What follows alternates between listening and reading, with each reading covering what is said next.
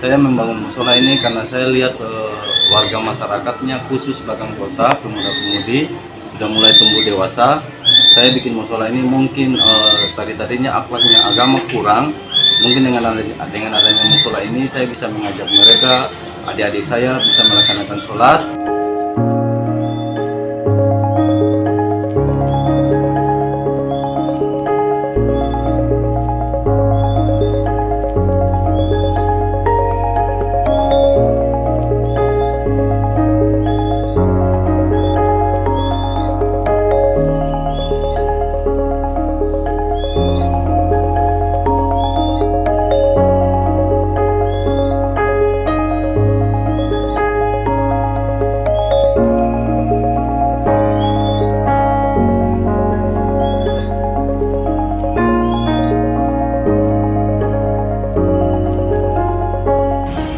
Ini sangat kami aspirasi sehingga mungkin ke depan anggota-anggota yang lain mungkin bisa punya inisiatif untuk melakukan kegiatan-kegiatan kebaikan untuk menjaga Kamtipmas sehingga tidak terjadinya tindak pidana.